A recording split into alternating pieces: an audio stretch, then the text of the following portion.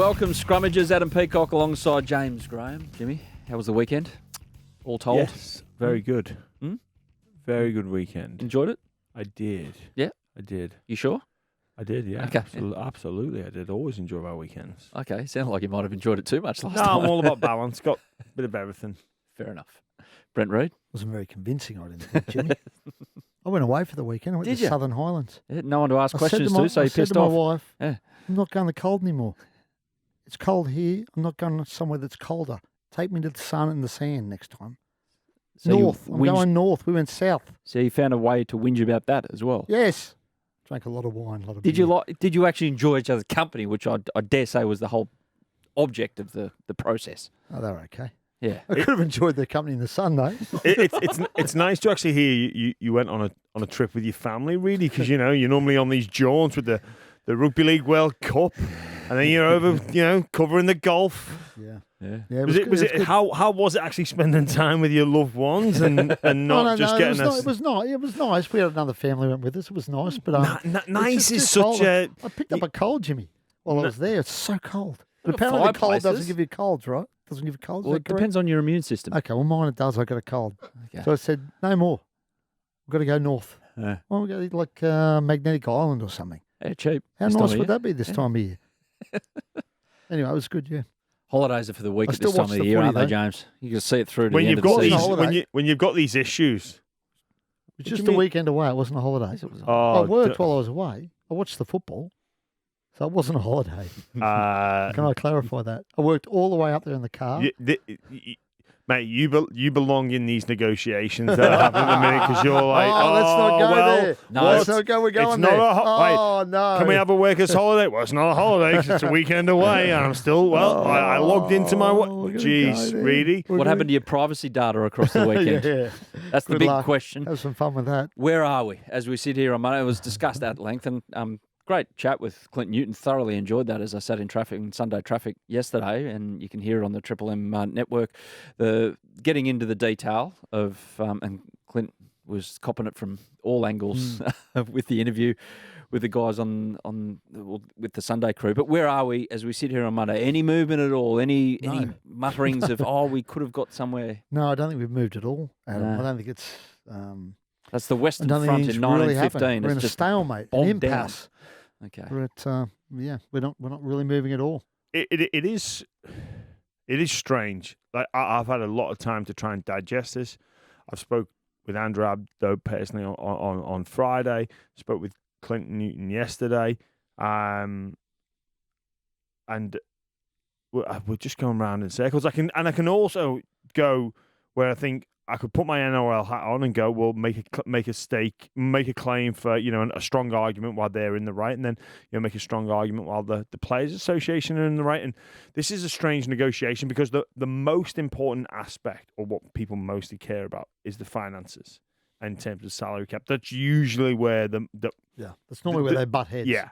Yeah. And that's, I reckon, if you ask the players what's the most important thing you want, that's sorted. So that was resolved ages ago. That's too. in place. So. Yeah. This is a little bit of the nitty gritty, and I think it's important to understand that we spoke off air, really, that sporting contracts and sporting employment is very different from most other average employment or places of work, and for good reason. It needs to be.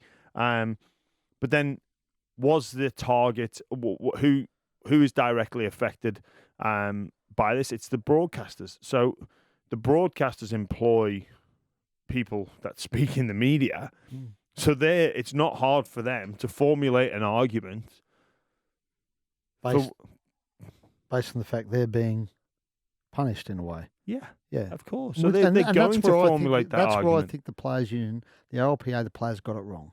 They underestimated Well, they should have realised that if you want to make a statement or target the NRL, you don't go about it by targeting, but with sanctions that in the main affect the broadcasters. But what other choice did they have apart from the ultimate Surely one there's is something- a strike?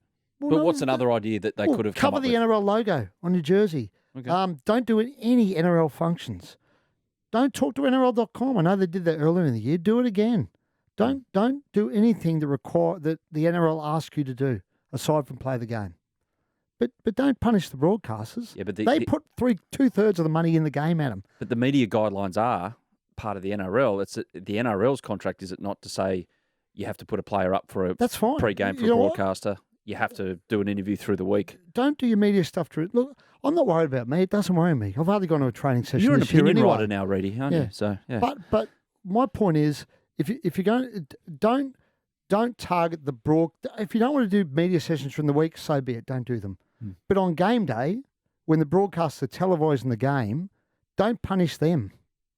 Right? Do it during the week. Don't do it on weekends. Do it to us. Doesn't worry me. If you don't want to talk, it doesn't worry me. If they don't want to do media during the week, I don't care. Right? But don't do it to the people who line your pockets, because that's what they do. The broadcasters pay 2/3 of the game's revenue. Yeah. Wrong target, but also, a lot of people are running the line of this affects the fans. So I don't know if this actually does, but because if you go out there and speak to fans about what their biggest issue is in terms of rugby league at the moment, it's the trade window. That's what they're most pissed off about. That's what they want to see change, which would affect the players. They don't want to see David Nofaluma go off and play for Melbourne Storm on a 3-month deal and then go back to the Tigers. They don't like that. They don't like that. Players signing 18 months in advance. This is what they don't like. But that is a massive benefit to the players that I believe, if I'm correct in saying, the NRL said, well, you know what, we'll leave the trade window as it is. So that was a favour to the players. So there's got to be give and take in that. That's massive, because if you speak to the fans, that's what they care about the most. That's what they hate seeing right now. And inconsistencies with decisions, the old, But in terms of what can be addressed, like that's going to continue on for the life cycle of this next CBA, because that's been parked. Which I don't want to create more crap to go from 100 to 101, but that for me needs to be sorted out because it's wrong. It's actually recently in basketball they've just announced a CBA over in the NBA. And one of the things that the fans wanted was to stop this creation of super teams. So they've changed some trades that were allowed to happen based off like draft picks and et cetera, et cetera. I don't fully understand the complexities of the NBA. They're big on future draft picks. Yeah, on future draft picks. That's way more complex than our current one. But there's a couple of big trades that have happened recently that now in the next CBA wouldn't be allowed. Yeah. Because they listened to the fans and what the fans wanted. Like I only really go off when I'm talking fans, because we're privileged. We work in the media, so we get access that the ordinary fan doesn't get. Always revert to the old WhatsApp group chat and what fans are thinking. And my bunch of mates who we all watch the footy on the weekend, and there's messages flying around when games are on. Not one over the weekend said, "Geez, this media blackout's bloody a pain in the backside." No one cares. No, but that's not the point. That's not the point of it. It's the fact they can't do it now, the broadcasters. Those halftime interviews, they're probably a waste of time, right? But the fact is you've taken it away from them and they wanted it. No, and that's fair enough because they're paying the money. That's not smart. They produce the television that they want to, yeah. People ask me who's to blame. They're both to blame. Yeah. They're both to blame. You can't single anyone out, right? But, there's talk about bringing an independent mediator. Well, so you bring an independent person who knows nothing about rugby league, and from my understanding, an independent mediator can't say, okay, we're going to give this to the NRL and this to the RLPA. It's not like a divorce court. No, it's not like they can divide it up. You've still got to reach an agreement. They just go through it with you. Well, if both parties were to sign off on a fully independent mediator to make a decision. So, for example, because for me, you can't do that, Jimmy. Why not? Well, how can you make an independent? How can you give an independent person who knows little about rugby league, little to nothing potentially about rugby league, the power to make decisions about the game's future? Well, is ridiculous. You don't just get someone that has no idea about it. You get an expert in industry or a panel of 5. I'm just making this up, but because there's 100 issues, so there's well, it's probably more than that, because that's only the issues that the RLPA has said. Well, we need to put that into a hierarchical order, because some issues are obviously more important than others. Start to get those over the line. So one, for example, about how many games can the governing body introduce or change without the consultation of the players? Well, they're trying to say 2. The other player is saying 1. Make an argument for why it should be this, why it should be that, and then have a panel of independent experts and go, well, we vote for this. Bang. And also, the NRL and the Players Association have to relinquish the power and say what this team of experts decide we go with. Well, they're not going to do that. That's madness. Why is it madness? Because they might know nothing about the game. Yeah, but they're smart human beings. All you need is... Well, it doesn't matter. You need a panel of experts in logic. That's what they need. They don't need any... They don't need, an ex-player's played 300 games. We had this discussion off air. We actually haven't a panel whose job is to make decisions in the best interest of the game. It's called the ARL Commission. That's why we brought them in 2012, I think it was, 11 years ago. That's why it came into effect. It was to make decisions in the best interest of rugby league, not in the best interest of the clubs, not in the best interest of the players. It was to make decisions in the best interests of rugby league. And if they're independent of the NRL administration... Well, get rid of them then. Well... If we don't think they're independent, get rid of them. Yeah, I don't think they're independent. They can't be independent.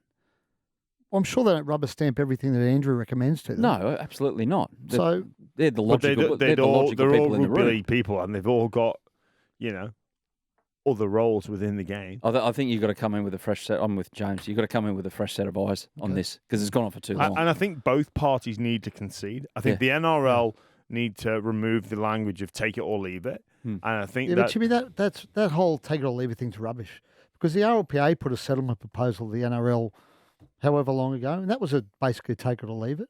So then the NRL responds to that, and they go, well, they've given us a take it or leave it offer. Well, that's what you gave them first.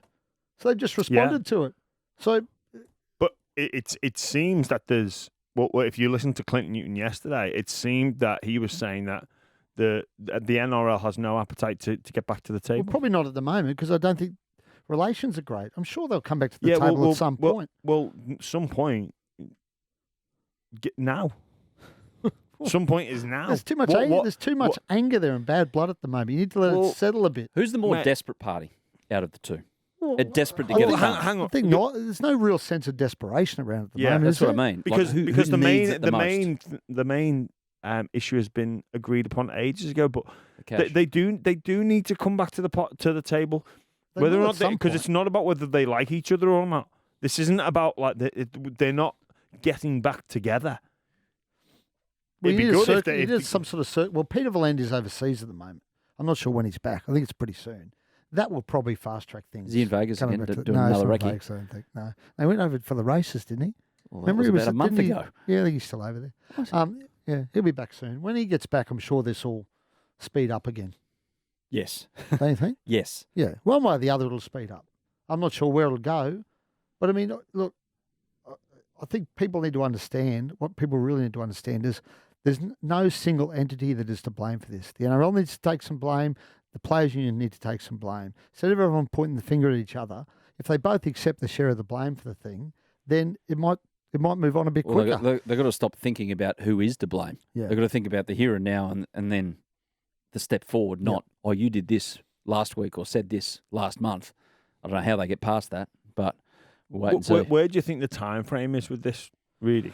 Well, I would have thought they've got to have something in place by the end. I think the rugby league year ends on October 31. So you would have thought you'd like to hope it's done by then.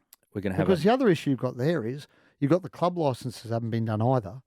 Now you can do them separate. So in effect, we actually don't have a competition next year because no clubs. There's no license for any club. That stuffs your Vegas trip, doesn't it? It does. And I mean, it's not a big issue because you're still going. We're not going to have a we're not going to have a breakaway comp or anything, right? And you don't need to. They can be negotiated in isolation. You don't because they've already worked out how the finances for clubs will work because they know what the cap's going to be and so on. But they want to knock this over before they move on to the club stuff. And we need that club stuff needs to be sorted by October 31. Well, there's no international games in the Southern Hemisphere. That's another issue. Which is really pissing me off because the international game needs to continue to grow, and we need Test football on. Like Tonga are heading over to England. Well, there's an issue that the NRL and the RLPA have had, where the NRL wants to fund some of those Tongan and Samoan nations out of the general money, right? Yeah. Right? They want to pay the guys who play in the NRL, play for Tonga and Samoa out of the pool of money that's there. Great idea. I think it's a good idea too. But the RLPA is saying, no, we want to see where that money comes from. Right? How will it be? Well, I think that their argument is they're not forecasting or they're not putting those figures in the potential forecast. Which, again, it's all just... But, Jimmy, this is the issue I have with that, right? What does it matter? Because state of origin money, we don't break it off. Exactly. And everyone benefits from the state of origin money. Every player in the NRL gets a slice of that. The women's game, who funds that? The NRL players do. The money the NRL men's players make funds the women's comp. So why can't we just fund the international game? Well, there's massive growth there. I agree with you. But that's one instance where I think what the players' union is cherry picking that. Yeah, I know. But I think that the counter argument to that is that they put the revenue generated from the Origin series into the collective pie, where they're not going to put in that money. Well, they've got to. How can they not? It goes into. Well, they're not putting in their forecast. According to the statement from the RLPA, they're not putting that in there. That's the big issue. But ultimately, what does it matter? Because at the end of it, whatever money they make will go into the pool, and the players' union will get their slice of that because that's the way it's set up. If it's above what they forecast, then the RLPA will get their slice of it anyway. So why are we fighting over it? It's not a big issue. Really? You need to stop having little breaks or holidays. I've thought about this way too much, Jimmy. You need to get yourself in there, mate, and just say, like, yeah. But that's the point where the RLPA should concede that. They should go, okay, we concede that. Yeah. Give us something in return. Yeah, but if there's 100 things, that's a lot of give and take. But that's the only way you're going to get through it. Tell you what, both of them need to go down to the Southern Highlands. Yeah, have a break. Have a retreat together. In the cold. Thrash it out in front of a fireplace and some mulled wine. You know what? We almost got a fireplace in our house a long time ago. Yeah. But after going down there, geez, they're a lot of work for not a lot of effort, you know? You've got to build the fire. You've got to keep it going with a lot of rewards. So, and they don't actually keep it that warm. It's actually not that hard. If cavemen can make fire and keep it going, I reckon we can. Yeah, okay. What do you reckon? Ready? We're not getting a fireplace. I've made a decision. Putting my foot down. Let's talk about the footy, shall we, on the weekend? Do you want to do that? Yeah. Good idea. Why not? Because I've got a feeling we'll be starting the show with the same topic for a number of weeks. With yesterday, I would like to applaud Grant Atkins for giving that penalty. Now, I know everyone will go, well, every other team gets away with it, and we've seen it a million times, I think, but eventually there has to be someone who makes the initial call, as long as it does continue to happen. Consistency. Because it happens in just about every attempted charge down when the game's on the line for a field goal. Good on Grant Atkins for You're dreaming, for man. I told you. The consistency is the... Did he get the call from the bunker, or was it his call? I don't know.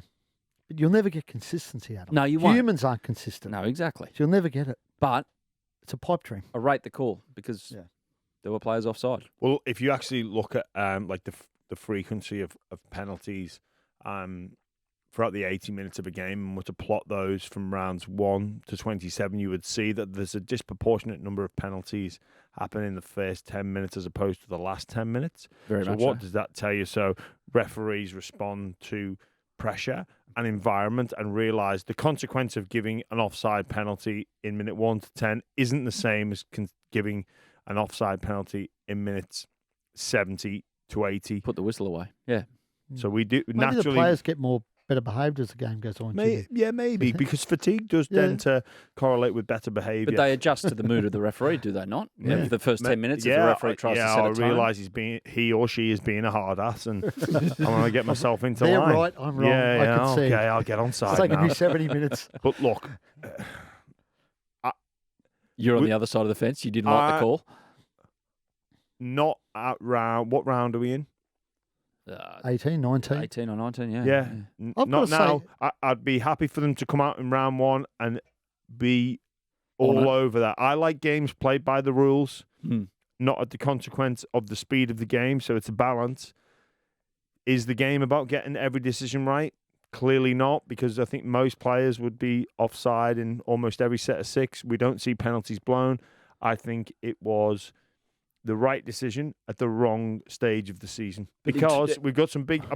Imagine if Wednesday was a decider. Yeah. Imagine that decision in a decider for a State of Origin game. Yep. There was Imagine that decision in one of the final. Because Queensland have been offside all series, but yeah. And I think that's a line through the Titans. Yep. For season 2023. For 2023, yeah, they're not making the 8. No way. They needed to win yesterday. Yeah. There was a still image of that moment though, and I thought he looked pretty blatantly offside in the still image I saw. Yeah. Yeah. So I think I get what you're saying, but interpretation has changed for other things all throughout the season. Head-high contact There's a difference has changed.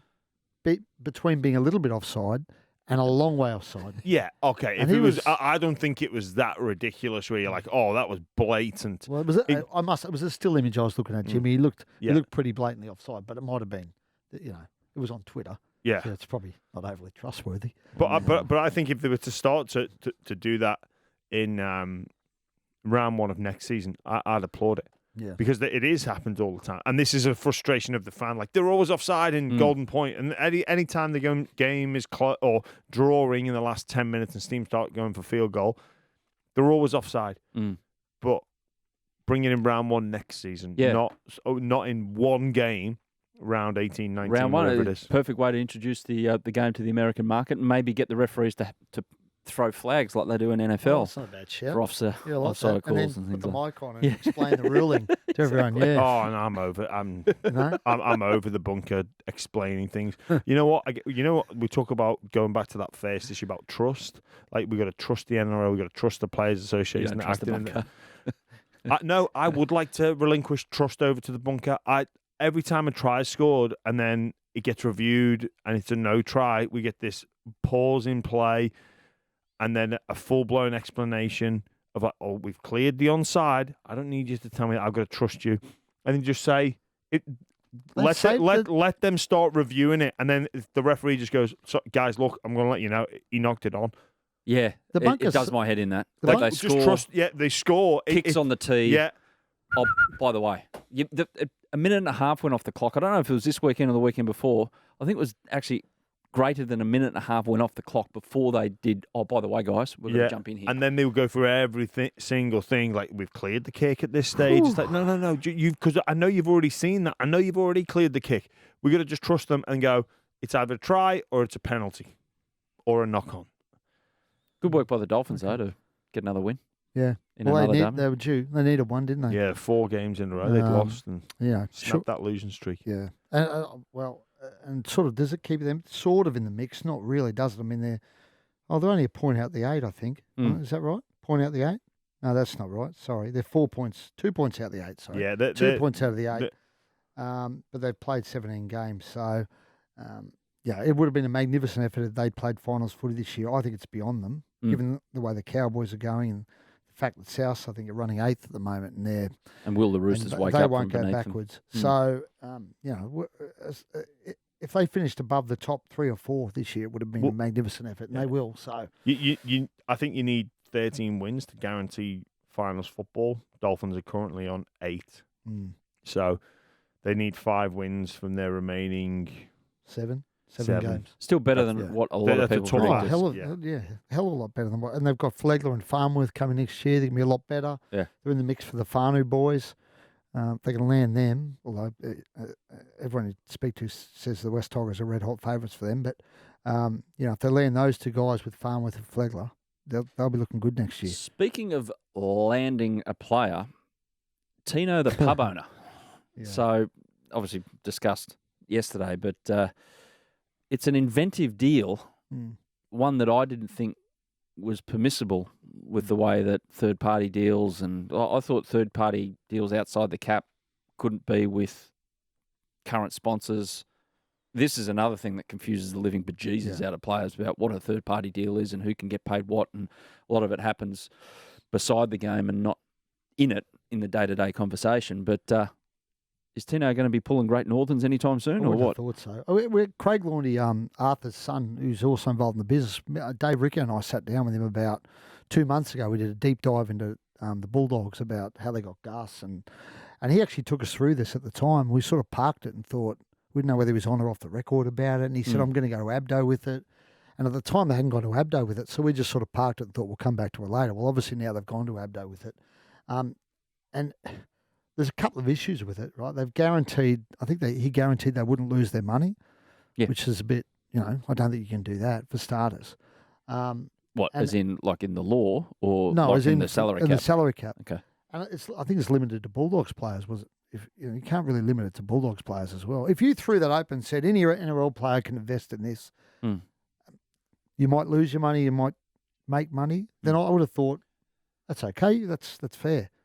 Well, at least it's open. Well, it's a no-lose investment. Yeah. What they've offered promised. 12. I think he offered 12%. Did he return? Give me a slice of that. I've invested in a pub before. Oh yeah, whereabouts? Yeah. I spent $200. How long ago was this? I had an absolutely great night. Was that four beers at the establishment? Was it $200? No, I had a great night. Yeah. Schnitzel, chips, salad.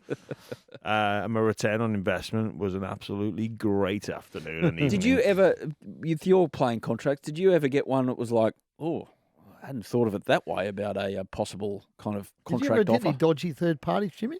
Well, he's smiling. Look at him. Hold on, Jimmy. Define dodgy. Define big boat that goes to the continental shellfish Did you really shark want for a bit of cash? fishing. No. Don't be ridiculous. I would never guilty. self-incriminate myself. No, but Did you ever get any third parties that made you think, I don't know about that one? Looks a bit, No clubs. Could have happened in England. Could happen in England. Could have done. Yeah. Could have done. Could happen here at Triple M. I think on the issue of third parties, I actually admire them coming out and actually being open and honest about this, because this could happen behind closed doors when no one finds out, and it's like, or it's hearsay. Oh, did you hear about them? They invested in a pub with guaranteed investment. You can't lose. He'll fund the loss, etc., etc. Basically, I think what Arthur Laundy's trying to do is help some players, and future-proof themselves, which is a good thing. But he is, Jimmy. And I know that's Arthur's like that with a lot of. Woodsy's quite close to Arthur Laundy. He does that with a lot of footballers. It's footballers and ex-footballers. Generosity of his own heart. He does it because he wants to see guys. Magnificent guy. Yeah. Whether or not you can include that as part of a genuine contract offer, I don't know. Like. That speaking about the fans would be up in arms, but a lot of clubs play dirty. Examples, Jimmy? Got something? You don't need me to. But it's no different I to think an employee. Kiboshed it at him. I think they basically said the way it was proposed is not, on the surface, doesn't look as though it would be cap compliant. Because it is no different on the surface of it to an employee of, you join a company and you go, okay, this is your per annum wage, but we're going to add some stock options for you. Yeah. So you can buy these stocks at $4 a piece. Yeah. And then 5 years later you go, those stocks are up at $6. I'm going to buy them at $4 and sell them straight away at $6. Bang, there's your money. Yeah. It is no different to that. Well, it is because... Yeah. And we said that from the very beginning. We said that rugby league and sports employment is different from most other industries. And for good reason. Well, there's no official salary cap in For that. example, those sorts of things that clubs can't, take advantage of a loophole or a rich benefactor and go, well, of course. Yeah. Because, really, if you had someone that's super rich, you say, look, mate, we're going to pay you $100,000 and don't worry, you put this money in here and I'll turn it into $1 million. No questions asked. But also with the thing, the process you're talking about, there's actually a chance those shares could drop in value. Yeah. But by the sounds on the surface, you're guaranteed they won't drop in value. But that stock option idea, you get what I'm saying though. Yeah. You can buy them at $4. If they drop in value, you've done none of your money because you actually haven't bought the stock because they're now at $2. You don't touch them. True. Yeah, that's what I mean. So you haven't lost anything. Yeah. So this would be like the best ever government bond scheme available that Laundy's offering, basically, isn't he? We need a piece of it. That's what we need. Maybe you should look after the media rather than footballers. Yeah. What do you think? Do you know him, Jimmy? Do you know I do, yeah. I do, yeah. It'd be very dangerous for me to invest in a pub because... You drink the profits. Actually, funny, no joke. I used to... one of my best mates who I lived with when I was 21, 22, Mavis, Mark Davis, but we called him Mavis. He worked at our local pub, the Red House. And on more than one occasion, when it came to him getting his wages, it was like Mavis, we looked at it and you actually owe us like a tenner. Be like, oh, all right then. Well, can I get an extra shift next week? Is this one of these pubs where if you say the wrong thing, your head's the doorstop? No. It was a nice pub? Well, I wouldn't call it nice. It was just a nice, a good place to have a drink in, and they would Play some darts? play some darts, have a Carling, a Foster's, whatever you want, and you know they. Nice They warm one. they weren't one of those pubs that were, you know, like on the clock, right? You've got to leave. It was, you know, they were happy to extend. Last drinks run an hour and a half or something. Yeah. You know, if it happens, it happens. Exactly. Hey, on Tino, Ready. I don't know if you got it saved for your mail. Reading some quotes from his manager, it was along the lines of, we're parking it until after Origin, but his preference is to stay with the Titans because he's tight with a lot of the players up there, but they're exploring the possibilities. I'd be stunned if Tino left Okay. up there. He's on huge money. Doesn't hurt his agent to get this out there, or Tino to get it out there. Same with Dave, because Dave's done a 3-year deal. Talk is Canberra's going to offer him 4 years. They're smart. Neither of them want to leave. The manager will use it. Bit of leverage, get him an extra year or a bit of an upgrade. Take the and we'll coach all move clause on. out of contracts as well. For goodness sakes. Get rid of that. I'm not a fan of player options or club options either. But basically, I think what's going to happen here is they're going to get their heads turned, and the Titans are likely going to have to resell the club to them, and that'll be Des's job, which he'll sell it. Is Des good at that? Yes. Yeah. Very good. They'll be staying for sure. Yeah, I'd be stunned if they left. They both love it up there. Families are up there. Yeah. And they are, and the Titans, they seem like they're on their up at the moment. Yeah. Like, and then getting nothing against Holbrook, but they've got Des Hasler in there, proven winner, and I guess time will tell whether or not they land Ben Hunt. Is when Des sells you something like a dream, is he like you could be sitting in the middle of the Sahara Desert, and he'll make you feel like you're sitting on a boat in the Mediterranean? Okay. Yeah, something like that. He's pretty good at that, Could is be, he? Yeah. Sells the dream. Wonderful. Does he sell you dreams occasionally? Are you looking forward to getting Does back he? reacquainted with Des next year? I've connected with him since he got the job. Did I mention that in the show? Did I? I can't remember. Might have been last Maybe week it was when the I was in Saturday here. show. I'm not sure. Yeah, no, I sent him a text because the last time I'd spoken to him, we'd had a Barney. Oh, okay. A What massive about? Barney. We did this deep dive into Manly just before it all went pear-shaped. And I'd rung a couple of players, and Des rung me, you don't ring my players. And I said, Des, you're not my boss. I can ring whoever I want. So we had a massive Barney. So I sent him a text saying, I know we had some issues, but really glad to see you back. And he's rung me. The phone rang, it was Des. And I went, hey, Des, how are you? He went, oh, mate, what issues do we have? So I said, Des, we had a Barney, you remember? Oh, mate, no, it's all good. He's a good man, Des. He'll be great value. I'll get him until round 3 until you get one of those calls again. It'd be great with him and Wayne going at it up there, don't you think? Absolutely. On each other's doorstep. And Kevy is in the mix there too. Yeah, brilliant. He's a good man, Fantastic. Desi. Great man. Here we go, the abstract moment of the weekend. Now, the WTF moment. I'll start just quickly. James, you won a test match and you didn't have to rely on Ben Stokes. Well done. I can't believe it. That's a WTF moment for me. I stood up and watched that last night. It was really good, eh? Yeah. It was good. Don't take me home. Wasn't great. Wasn't great. Oh, it was good to watch. It was entertaining. Keeps it alive. How good's that? Yeah, it was prefer good, 3-0. Yeah.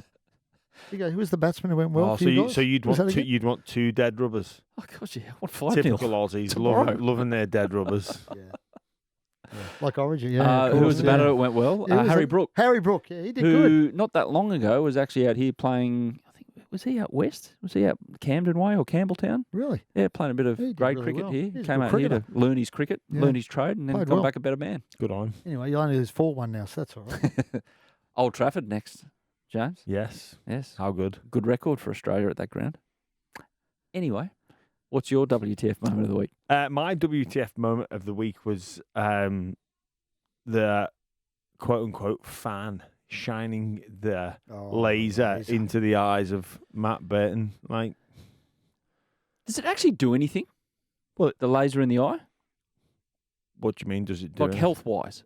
Well, I think there's a possibility of it. Okay. But, I mean, I'm all for putting off kickers and trying to distract the opposition at vital moments, but I think that was a bit of a step too far. And it was good on Matt Burton for telling the referee and the security doing their job and kicking the person out. out. I'm going to go with the golf. What about, did you see Cam Smith won this morning? Was it this morning or Oh, yesterday did he? morning? He won the Live golf. event. You know how much money he got for that? Oh, $6 million he won. $6 million. And he bogeyed the last. If he'd made a par at the last, his team would have won the team part of it as well. Even though they were runners up, they won another $560,000. That's unbelievable money. How good is that? That's good So coin. for all these rugby league players who aren't happy at the moment, start playing golf. Because you make a lot of money playing golf. Yeah, exactly. $6 million. You know, he won the Open last year. Mm. The Open starts in a fortnight. Yeah. He only won $3.6 million for the Open last Is year. that It's all? one of the Only? 4 majors. Only 3.6. Yeah. But he's won $6 million for this event. This Oh, live yeah, event. but he would have got a lot of endorsement deals or bonus, clauses enacted for Yes. winning. For winning. Absolutely. That's good money. Probably gets eh? more than the actual prize money, like way more. Tennis players do. Like when they win Prize their money. first major, say it's worth $4 million to them, Australian Open. I think it was Zverev a couple of years ago. He said, if I win the Australian Open, I'll donate all my prize money to the bushfire appeal. That's because Adidas was going to pay him about $10 million too, when his Wow. racket sponsorship was about $5 million. He would have made about, I think the word was they make about $20 million. Wow. Yeah, Like the prize money triggers all their yeah. endorsement Okay. deals. So really, basically, what I've taken from this is Cam Smith, the golfer, isn't a team player Oh, wow. He'll be happy. Good week for him. because he didn't par the last. Good week And for then him, though. that 'cause- would have been helped his team. I hope he does the right thing and tips it into his Well, he's team. won 6.1 or whatever because he won the team, obviously 560 for the team event, and Queensland will win Origin again on Wednesday. So it's a good week for Cam. He's got 'cause a you know dog he's got a dog called Wally. he's a huge Does he? Queensland rugby league. He loves rugby league. Cam Smith loves it. Mad Broncos fan. Yeah, loves Queensland fishing, fan. mowing his lawn, rugby league. So what a and week he's playing a bit gonna of have. golf. Yep. What a life. Good life. Origin in Auckland, Reedy. I So don't your man like- Pete Bedell, he's I come know up with the Pete loves it, exclusive. yeah. What do you reckon? I don't really like it. I don't like it. I don't mind it. It's not a New Zealand event. It's an Australian event. Right. I don't mind taking I don't know, takes nines tournaments over there or something, test matches, but not Origin. Not Origin. Why? Because it's an Australian event. Shouldn't need your passport to play Origin. Is that what you're saying? You know what? They should have their own Origin event over there. North v South Island or something. It's been spoken about if it's before. for the greater good of the game. Why not take a game there? Like Not Origin. if we're okay to take Origin to Adelaide or to Perth, Yeah. or to Victoria, Isn't it Perth next year? Oh, like what's the yeah, difference probably with is, taking yeah. it? Perth's What's the locked in. difference to Perth in Australia, Jimmy. yeah? No. Actually, if you're going to take Origin overseas, take it to London. Huh. Let's play at Wembley. Good luck with the RLPA with that one. Oh, yeah. Getting the players on planes and all the way back and everything like yeah. that.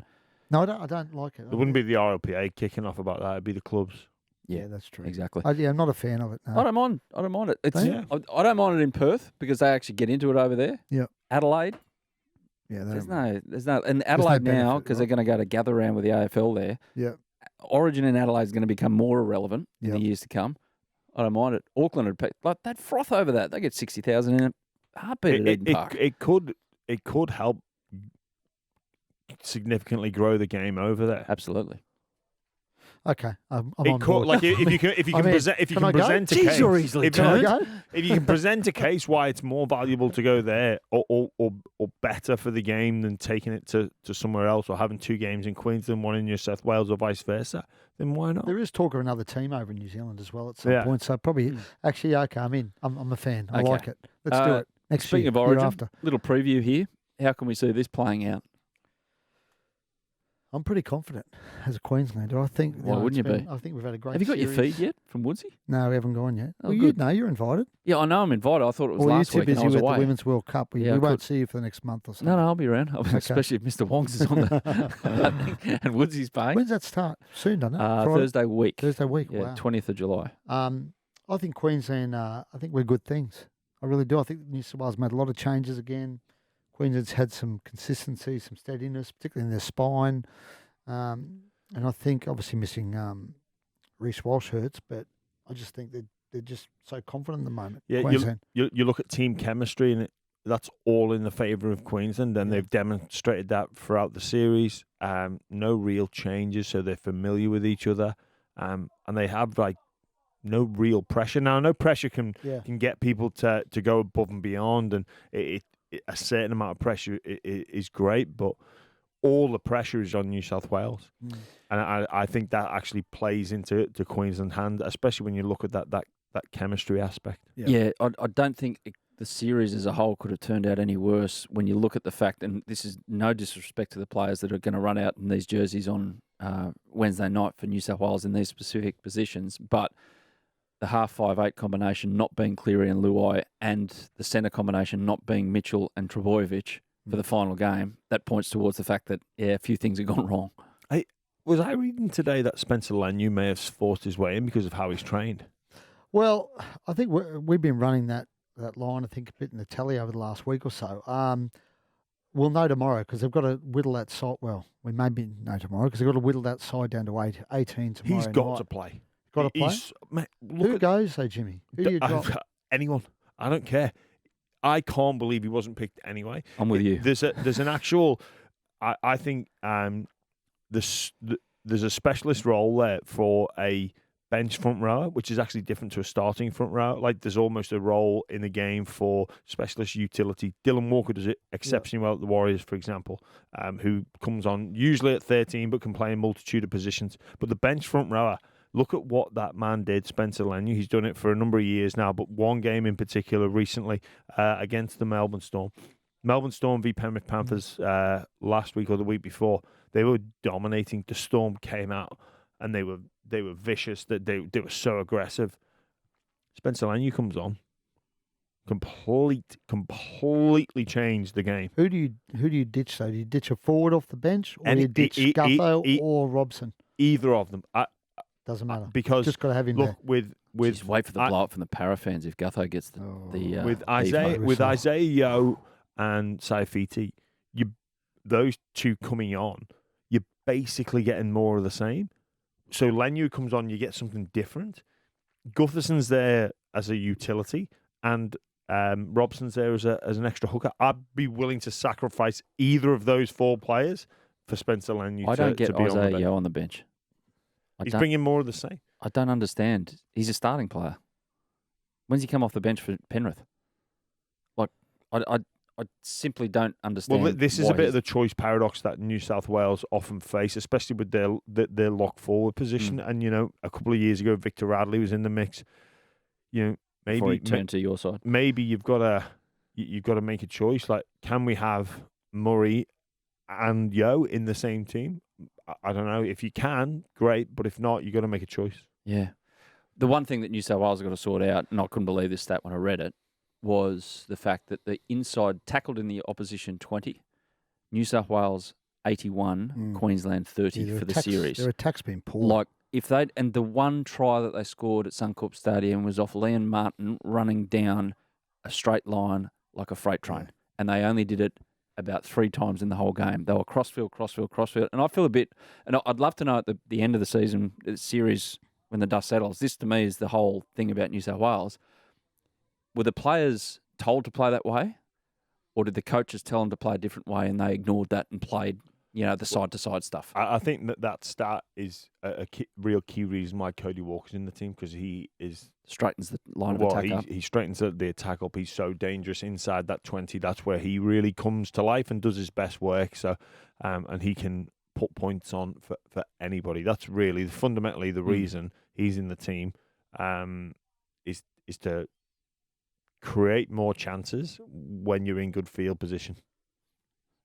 They haven't been that far off New South Wales, as ridiculous as that sounds. Like in every other aspect of the game, they've matched Queensland apart from that. The attack's been just ordinary. Yeah. And it was ordinary game one, and Joey slammed them after game one. He was, I don't know if Joey's the attack coach, but he's involved with the New South Wales team quite heavily, and Joey blasted them after game one.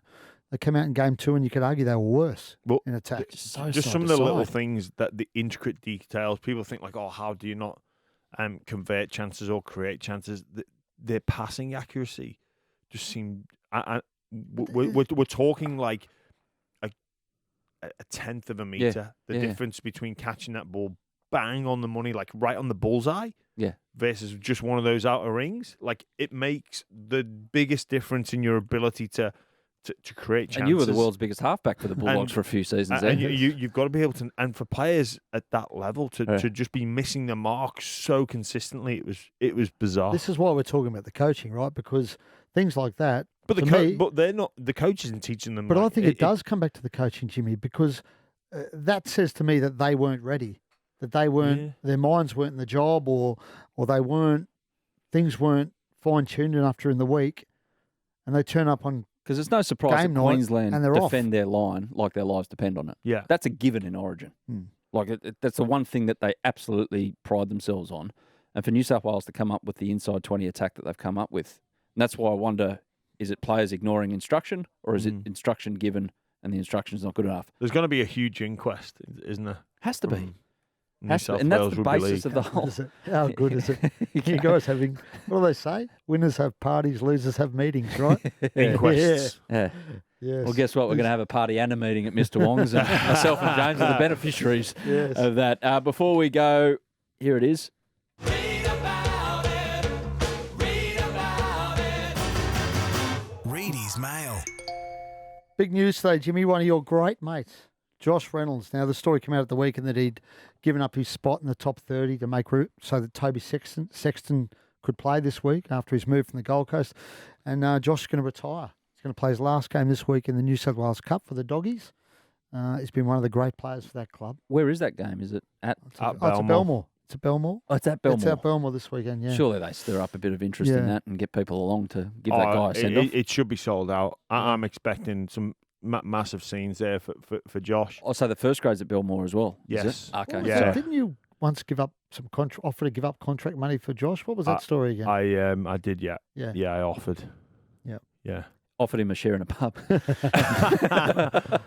It just said to the speckled board, hen or whatever it was over in- can me and Josh just go out all the time? And no. Favorite Josh Reynolds story. Come on, Jimmy, give us something favorite here. Josh Reynolds story. Well, look, obviously, this is a show that is played. People will be playing in the car and whatnot. And so kids listening. Block your ears. One of my all-time favourite moments in rugby league. The Bulldogs played the Gold Coast in the last round of the season in 2014. So we're playing that game about 39 minutes and 40 seconds. 39 minutes and like 55 seconds. We're about to get to the halftime break. Josh Reynolds runs over to the sideline, throws the ball into the crowd, and continues to run off down the tunnel. The referee has blown a penalty for a deliberate forward pass. Josh is, getting his halftime oranges. Meanwhile, the Gold Coast Titans have kicked the ball into touch, play one tap, kicked it across field. We're all chasing over like madmen. A little bat back down, another kick across field, like running back. Like Josh reckons he ran out of the sheds to come back onto the field. I dispute that. I don't think he came back. But that was just the madness of the situation. The Gold Coast Titans didn't win that day. They didn't score after that play, but they ended up winning that day. That was the final round of the season, 2014. I'd said some things behind the sticks. I couldn't believe what was going on. After we lost that game, we went on to reach the grand final that year, only basically a month. But after that performance, that game, we were scratching our heads and Josh's justification was, no, I was just trying to run it out, and it was like we threw a deliberate forward pass. So it's still in my memory as the highs and lows of rugby league, but that's one of them. That's the bizarre. I think he's becoming a real estate agent. Did I see that? I think he's got a lot of things happening. Him and his mum have got a cleaning business as well, the Grub Mother. So that's going really well, and I think he's got he'll be involved at the club as far as I'm aware, because he's just someone you've got to have in the building, and I think see where his talent is best used, and know that he's got a good voice in the media as well. So I don't think it's the end of seeing Josh Reynolds, but I just want to say it was great to meet him when I came over here as an Englishman. He was one of the people I gravitated towards straight away, and we've had some great times on and off the field. And I'm just hoping that all all Bulldogs fans get there nice and early on It's sold out, I Saturday, think, and Jimmy. Sold out it's sold out. 17,000, I think. Yeah. Well, that's going to Yeah. encourage people to get there nice and early. yeah. Yeah. Well, Absolutely. I reckon he's had a look at that and gone, oh, I'll announce my retirement Good idea. and Yeah. get everyone there to invade the pitch after the New South Wales Cup and give them a carry off. Deserves Fans it. invade the pitch before the NRL game. Brilliant. You see it. Lovely. I'll be sideline. I know I won't. I'm not sideline. But we're doing the show there, aren't we, on Saturday? So, obviously, some news. Well, this is ongoing news out of Penrith because they've been in talks with Dylan Edwards for quite some time now. Obviously, been talking about a 3-year deal for quite a while now, around $850 a year to $900 a year for Dylan Edwards. I'd imagine that'll get done pretty soon. But what's interesting is the talks with Jerome Luai haven't even begun yet over a new deal, Jerome. He's the other high-profile guy. They've got a contract at the end of next year, so he's one of those November 1 guys, like Dylan Edwards is. But they're very advanced with Dylan Edwards, but nothing yet on Jerome Luai. So that would suggest to me that Jerome's potentially going to go to market. They got a 6 in the wings, do they? Penrith? Well, they got a kid who played in the Australian Schoolboys last week. His name's Jet Cleary, and he brained it. Apparently, was very, very unlucky to miss out on the Australian Schoolboys team. He's 18. He's a half. Does the coach know him? The coach apparently manages him, I've read over the weekend. But I watched actually the game. He scored 3 tries, and he was unbelievable. Played But an 18-year-old's a good 2 he's to a while 3 off. years But off. they've got heaps of kids in that. A kid named Jack Cole, I think. I think he's a half. Maybe don't quote me on that. But they got a few. Actually, Jack Hogger's been playing in place of Nathan, done a really good job. So Solid as. and again, Jerome's got another year yet, so it's not next year's not the concern with Jerome. It's the year after that's a concern. If he goes to market, I think Penrith are going to find it really hard to match what's out there for him because he'll get a big offer, Jerome, and they've got a tight salary cap. And that's the feeling I got with that because the whole thing of him and Dylan being off in the round about the same time is, okay, well, what's coming from all these magnificent teams we've got in the junior grades? Yeah. Through. Well, they want to keep Jerome. And the other They issue, do, but he can make 50% on top of what he's earning somewhere else. Good on him. I wonder how Origin would affect him, do you think, on the open market, Jimmy? Do you think missing out on Origin will impact Jerome's, for Origin 3, will impact Jerome's worth at all? Nah, not at all. Like, obviously, teams can't negotiate until November the 1st, and he'll be one of the players that will attract the most amount of interest, I reckon. Winning 3 comps in a row helps if they're going to do it this year. And the big selling point, I guess, for any club going after him would be this can be your team. This can be your legacy now where, Nathan's going to get all the, a lot of the plaudits for what's being built out there. But, that could be the carrot for Jerome. Just quickly, Uppy Coruscant, a bit of a forgotten man. He's got to visit the surgeon in the next 24 hours to get a date on when he can come back, but we expect to be back in the next couple of weeks. Sweet. Uppy Coruscant. That's it for the mailbag? That's it, yeah. Good stuff. That's it for Monday Scrum as well. Ready? Look forward to hearing from Woodsy about when we're going to lunch. Soon, Jimmy, hopefully. Have a good week, mate. Will do. Thanks for listening. That was the Monday Scrum. Enjoy Origin on Wednesday.